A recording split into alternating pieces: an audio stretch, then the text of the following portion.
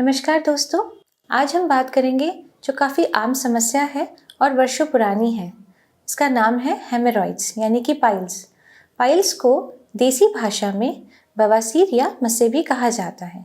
ये piles anus यानी मल द्वार के नसें फूलने से हो जाती हैं। पाइल्स दो तरह के होते हैं, एक्सटर्नल एंड इंटरनल, यानी कि अंदर की साइड भी और बाहर की साइड भी हो सकते हैं। और ये गहरे नीले या गहरे लाल रंग के प्रतीत होते हैं।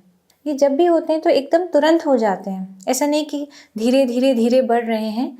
ये हमें तुरंत ही दिखाई देते हैं, जो बहुत दर्दनाक भी हो सकते हैं। अब चलिए इनके कारणों की बात करते हैं। सबसे पहला कारण आनुवांशिक हो सकता है। जैसे कि हम हमेशा कहते हैं कि कई बीमारियां आनुवांशिक कारणों से होती हैं। अगर आपके घर परिवार में किसी को ये दिक्कत है तो आपको भी आ सकती है। दूसरा कारण है कि अगर आप लंबी देर तक कहीं एक जगह बैठे रहते हैं, अगर आपका काम इस तरीके का है कि आपका बैठे रहने का काम है, या कुछ महिलाएं या पुरुष आलस की वजह से बस बैठे रहते हैं, ज़्यादा वॉक नहीं करते हैं, चलते फिरते नहीं हैं, तो भी आपको ये समस्या आ सकती है। क्योंकि बैठे रहने से वहाँ की नसें फूलने लगती हैं और फूलने से उनमें प्रेशर पड़ता है, दबाव पड़ता है और वो पाइल्स के रूप में हमें दिखाई देते हैं। इसका तीसरा कारण है, अगर आप भोजन में रेशे युक्त यानी फाइबर का इस्तेमाल कम करते हैं, मोटा अनाज कम खाते हैं, तो भी आपको ये समस्या आने लगती है। एक और कारण हो सकता है कि अगर आप बार बार कोई चूर्ण जो पेट साफ रखता हो, जैसे कि इसबगोल, इस तरीके की दवाइयों का प्रयोग ज़्यादा लेते हैं या रोज़ लेते हैं, तो भी आपको ये समस्या हो सकती है।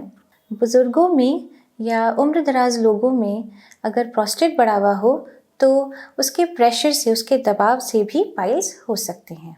तो दोस्तों चलिए अब हम इनके लक्षणों की बात करते हैं। तो पहला लक्षण है कि पाइल्स आपके ब्लीडिंग या नॉन ब्लीडिंग हो सकते हैं, यानी कि इनमें खून आ सकता है या नहीं आ सकता है। अगर मल निकालते समय कभी कभी दबाव पड़ने से इन मस्सों पर खून निकलने लगता है। दूसरा है, अगर आपके मस्से हैं तो इनमें दर्द हो सकता है और उसके साथ साथ भारीपन भी आपको महसूस हो सकता है। कई बार मस्से काफ़ी नीचे की तरफ लटकने लग जाते हैं, जैसे गुच्छों में दिखाई देने लगते हैं, तो उनसे भारीपन बढ़ जाता है।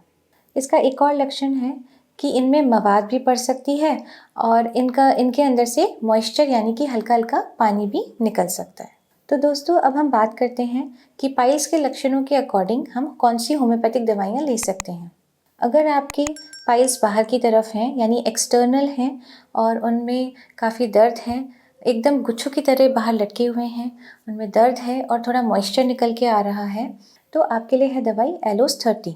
एलोस 30C की आपको 4 ड्रॉप्स या 4 ग्लोब्यूल्स आपको लेनी है दिन में 3 बार, और इसको आप 20 डेज तक कंटिन्यू करिए।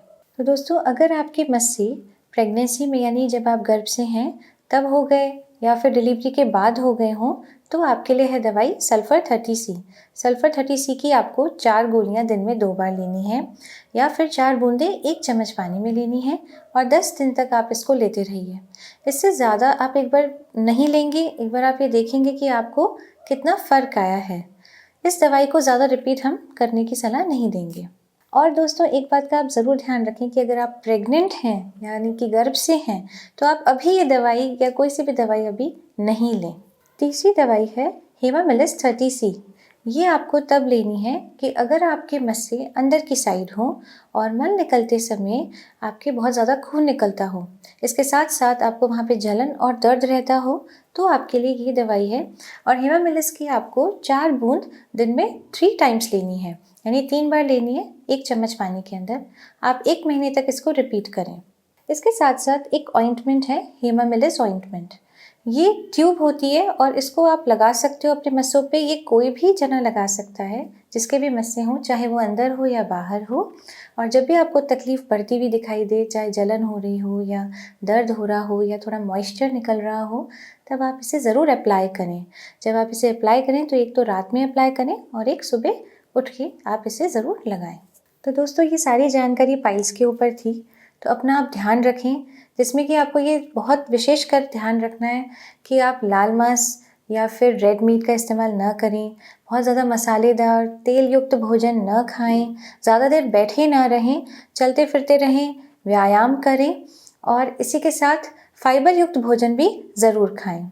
तो दोस्तों आज का वीडियो पाइल्स के ऊपर यानी हेमरॉइड्स पर था, जिसमें कि हमने फूड हैबिट्स, लाइफस्टाइल हैबिट्स, हमारा जो भी खान पान है उसके ऊपर हमने बात की कि कैसे हम उसे कंट्रोल करें और हम इस तरीके की समस्याओं से निजात पा सकें या इन समस्याओं से हम दूर रहें। इसी तरीके की कई सारी वीडियोस मैंने पहले भी बना रखी हैं और आगे भी बनाऊंगी। तो अगर आपको इस तरीके के वीडियो में इंटरेस्ट हो या आपको इस तरह की वीडियोस देखनी हो तो आप मेरा चैनल ज़रूर सब्सक्राइब करें, शेयर करें और लाइक करें। और इसी के साथ अब हम नेक्स्ट वीडियो में मिलते हैं। धन्यवाद।